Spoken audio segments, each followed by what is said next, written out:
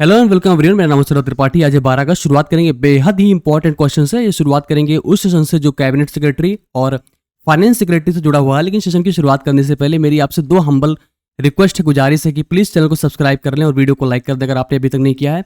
दूसरी मेरी आपसे रिक्वेस्ट है कि प्लीज सेशन को अंत तक देखें। एक एक क्वेश्चन का प्लेसमेंट ऐसे किया गया है जो आपके एग्जाम पॉइंट ऑफ से बहुत ही इंपॉर्टेंट है। तो ये क्वेश्चन हमारे होंगे आज 11 और 12 अगस्त के। तो शुरुआत करते हैं बिना किसी देरी के। कैबिनेट सचिव के रूप में किसे नियुक्त किया गया है, यानी कि कैबिनेट सेक्रेटरी कौन बने हैं? तो ये बने हैं टीवी सोमनाथन। जैसा हमने इमेज देखा था, तो ये पहले रह चुके थे फाइनेंस सेक्रेटरी। किसी भी देश का कैबिनेट सेक्रेटरी की अगर हम बात करें तो वो सबसे सीनियर मोस्ट आईएएस ऑफिसर होता है। ये पहला इसका पॉइंट होगा। दूसरा इसका पॉइंट ये होगा कि ये एक सीनियर मोस्ट एग्जीक्यूटिव ऑफिसर भी इसको कह सकते हैं। और कैबिनेट सेक्रेटरी की बात करें तो ये ex officio civil services board का, सीएसबी का या एक्स ऑफिसियो मेंबर होता है। जैसा कि हमारे यहाँ वाइस प्रेसिडेंट जो होते हैं वो एक्स ऑफिसियो चेयरमैन होते हैं राज्यसभा के। उस कैबिनेट सेक्रेटरी जो रिपोर्ट करते हैं वो करते हैं प्रेसिडेंट और प्राइम मिनिस्टर ऑफ इंडिया को। एनआर पिल्लई जो थे वो भारत के सबसे पहले कैबिनेट सेक्रेटरी थे। ऑफिसर्स की बात में जो सबसे सीनियर मोस्ट आईएएस ऑफिसर होता है वो इंडिया का, वो कैबिनेट सेक्रेटरी होता है। लेकिन अगर स्टेट्स की बात पूछी जाए तो वो कौन होता है, इसके बारे में हम जानते हैं। ये रहा स्टेट डिवीजन, ये रहा सेंट्रल डिवीजन यानी कि यूनियन गवर्नमेंट का। स्टेट पे जो सबसे सीनियर मोस्ट आईएएस ऑफिसर होता है उसको बोलते हैं चीफ सेक्रेटरी। और सबसे बड़ा जो पुलिस ऑफिसर होता है उसे कहते हैं डीजीपी यानी कि director general of police. Central की बात करें तो यहाँ पे कैबिनेट सेक्रेटरी सबसे सीनियर मोस्ट होता है। और इसमें पुलिस का कोई एग्जैक्ट इक्विवेलेंट नहीं होता है, लेकिन इसको डीजी जो डायरेक्टर जनरल होते हैं इंटेलिजेंस ब्यूरो के, या फिर सेंट्रल ब्यूरो ऑफ इन्वेस्टिगेशन यानी कि सीबीआई के होते हैं। चलते हैं अपने हम नेक्स्ट क्वेश्चन की तरफ। बेसिकली ये रिवीजन क्वेश्चन है और इसमें जो विमेन बनी है वो विभिन्न ऑर्गेनाइजेशन की चीफ बनी हाल ही में या फिर बहुत ही मायने रखती हैं, तो इनके बारे में जान लेते हैं। जो डीजी डायरेक्टर जनरल बनी है यूनेस्को के वो है अड्रे अजुले। और जो पहली विमेन डीजीपी है मेघालय की वो बनी थी इडाशिना नोगरेंग। पहली जो महिला डीजीपी बनी थी महाराष्ट्र की वो थी रश्मि शुक्ला। और पहली चीफ सेक्रेटरी जो बनी थी महाराष्ट्र की वो थी सुजाता सोनिक। ये सब रिसेंट के हैं। और जो पहली विमेन डीजी बनी सीआईएसएफ की वो नीना सिंह थी। ये भी बहुत ही रिसेंट क्वेश्चन है, इसको याद रखेंगे। पहली फीमेल कॉम्बैट पायलट्स जो इंडियन एयरफोर्स की थी वो थी अवनी चतुर्वेदी, उनके साथ थी भावना कंत और मोहना सिंह। ये क्वेश्चन पास्ट से है यानी स्टैटिक जीके से है। फर्स्ट वुमेन चीफ जस्टिस जो हाई कोर्ट की थी वो लीला सेठ थी और सुप्रीम कोर्ट की जो थी वो थी फातिमा बीवी। लीला सेठ जो हाई कोर्ट की चीफ जस्टिस बनी थी वो हिमाचल प्रदेश हाई कोर्ट था, इसको भी याद रखेंगे हम। नेक्स्ट क्वेश्चन हमारा है जो वुमेन चांसलर ऑफ एक्सचेकर यानी कि जो फाइनेंस मिनिस्टर बनी है ब्रिटेन की वो थी राचल रीव्स। ये अभी हाल ही में बनी है और ये लेबर पार्टी से जुड़ी हुई हैं। जो पहली फीमेल प्रेसिडेंट मैक्सिको की हैं ये भी हाल ही का क्वेश्चन है, ये बनी है क्लॉडिया शीनबॉम और इसको याद रखेंगे। प्रेसिडेंट जो एफएटीएफ की बनी है ये भी हाल ही में बनी है और इनका नाम है एलिसा डे अंडाडे मड्राजो। यूरोपियन कमीशन के जो प्रेसिडेंट बने हैं वो बने हैं उर्सुला वोन डेर लेयन और ये इनका भी रिअपॉइंटमेंट हाल ही में हुआ है। और सबसे रिसेंट मोस्ट जो अपॉइंटमेंट हुआ है सीईओ बनी है डीबीएस बैंक। डीबीएस बैंक बहुत बड़ा बैंक है सिंगापुर का, वो बने हैं टान सू शान।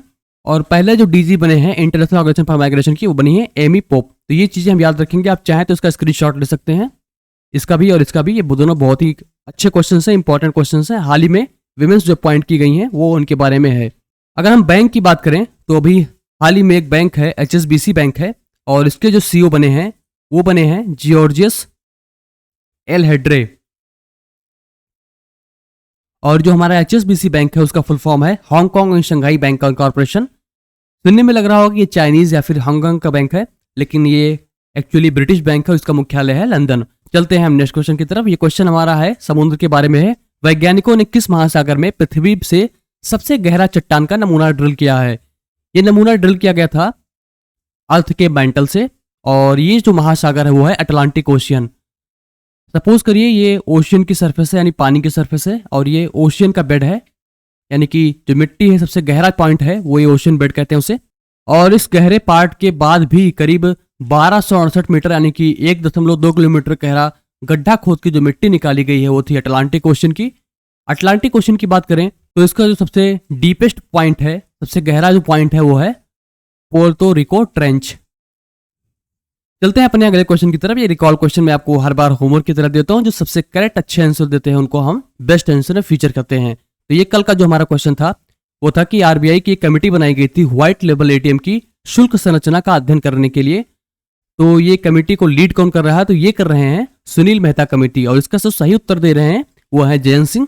और 10 अगस्त के सही आंसर के विनर हैं जयंत सिंह। जयंत सिंह लगातार करेक्ट आंसर दे रहे हैं और इंटरेक्शन से चीजें आप ज्यादा अच्छे से सीख पाएंगे। तो ये बने थे सुनील मेहता, इसको हम याद रखेंगे।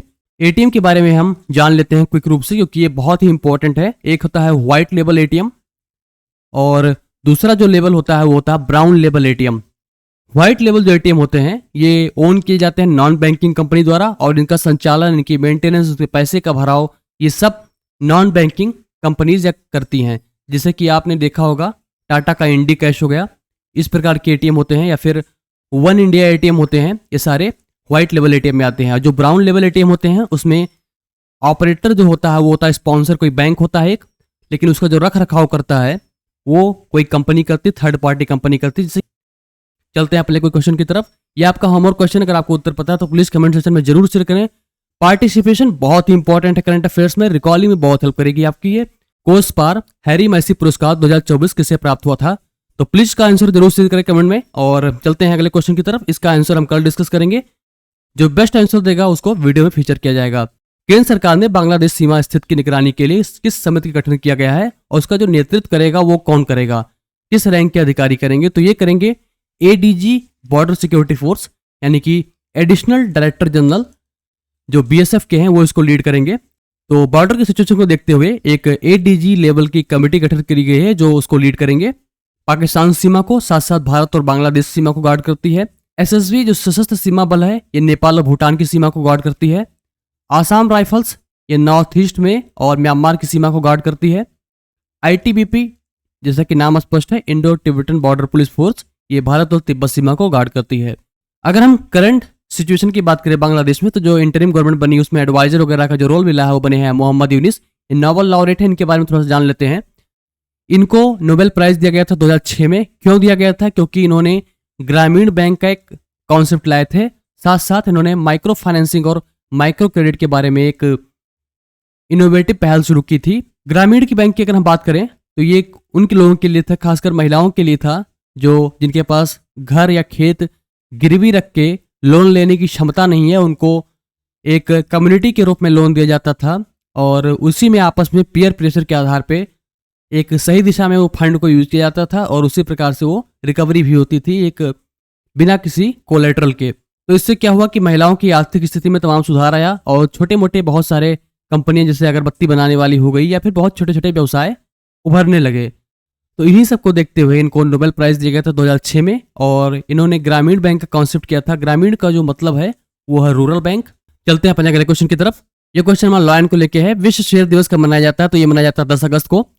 हाल ही में किस राज्य ने 87,342.88 करोड़ रुपए की वैन गंगा और नल गंगा नदी जोड़ परियोजना को मंजूरी दी, यानी कि रिवर लिंकिंग प्रोजेक्ट को मंजूरी दी है? तो ये है महाराष्ट्र राज्य।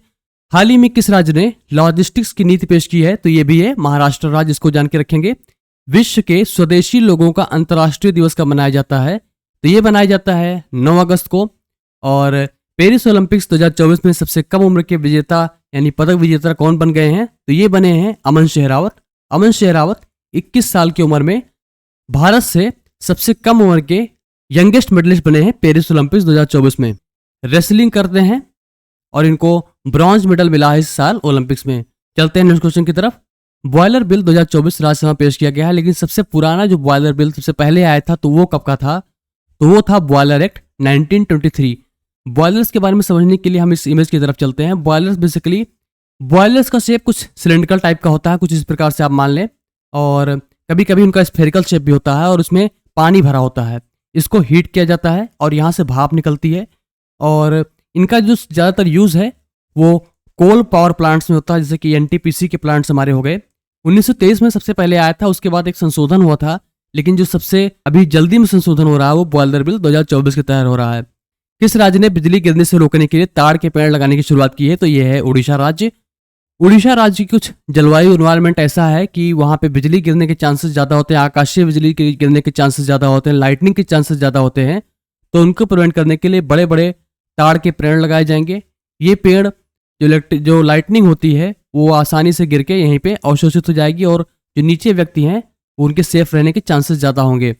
भारत के राष्ट्रपति को किस देश के सर्वोच्च नागरिक सम्मान सम्मानित किया गया है? तो इसमें एक नहीं दो उत्तर हैं। फिजी और तिमोर लेस्टे, ये दोनों कंट्रीज हैं। और जो पहली यात्रा थी वो थी फिजी देश की, और भारत की राष्ट्रपति को वहाँ के सर्वश्रेष्ठ नागरिक सम्मान से सम्मानित किया गया। और अभी जो उनकी दूसरी देश की विजिट है वो है तिमोर लेस्टे, और वहाँ भी उनको हाईएस्ट सिविलियन अवार्ड से सम्मानित किया गया है। अगर हम मैप पे फिजी की बात करें तो ये हो गया न्यूजीलैंड हमारा, और फिजी कुछ यहाँ पे स्थित है। और अगर हम तिमोर लेस्टे की बात करें तो जस्ट नॉर्थ ऑफ ऑस्ट्रेलिया है, और फिजी जो है नॉर्थ ऑफ न्यूजीलैंड है। चलते हैं नेक्स्ट क्वेश्चन की तरफ। सेवाओं के लिए ध्रुवीय युग्मित विश्लेषण और भविष्यवाणी किसके द्वारा शुरू की गई है? तो ये की गई है वर्ल्ड मेटेरोलॉजिकल ऑर्गेनाइजेशन द्वारा। इसका उद्देश्य यह है कि जो अंटार्कटिक हैं, जो पोल्स हैं, वहाँ पे कैसे आइस का पैटर्न चेंज हो रहा है, वहाँ के मौसम कैसे चेंज हो रहे हैं, उसके बारे में स्टडी किया जाएगा। Centre for the study of science technology and policy द्वारा अध्ययन के अनुसार 2024 तक मुंबई के कितने प्रतिशत जलमग्न हो सकता है? तो CSTEP ने एक स्टडी की है, उसने बताया कि 2040 तक मुंबई के जलमग्न होने के जो चांसेस हैं वो करीब उसके जो भूभाग का 10% से ज़्यादा करीब जलमग्न होने के चांस हैं, क्योंकि समुद्र का जो स्तर वो बढ़ रहा है और जो किनारे के जो तटीय क्षेत्र हैं वो जलमग्न होने के चांसेस हैं। उपस्थिति पोर्टल किस राज्य सरकार द्वारा लॉन्च किया गया? तो ये किया गया है झारखंड सरकार द्वारा। इसमें जो मेडिक्स हैं, पैरामेडिक्स हैं, उनके अटेंडेंस के लिए लॉन्च किया गया है। झारखंड के जो चीफ मिनिस्टर हैं वो हेमंत सोरेन। तो ये रहा आज के करंट अफेयर्स। कोई डाउट या फीडबैक हो तो जरूर शेयर करें, आपके डाउट्स को आंसर किया जाएगा, फीडबैक कॉम्प्लीमेंट किया जाएगा। प्लीज चैनल को लाइक कर दें, दोस्तों में शेयर कर लें, चैनल को सब्सक्राइब कर लें। आपको बहुत सारे अच्छे वीडियोस मिलने वाले हैं। अगर आप कुछ और भी सीखना चाहते हैं, जैसे कि international north south transport corridor, तो इसका लिंक मैंने वीडियो डिस्क्रिप्शन में दे रखा है, यहाँ से आप सीख सकते हैं। इसके साथ साथ eastern maritime corridor, state capital region, ये सिर्फ 3 मिनट की वीडियो सीरीज है, इसको आप वहां से देख सकते हैं। आशा सेशन आपको अच्छा लगा होगा। Thank you so much for joining. Have a great day.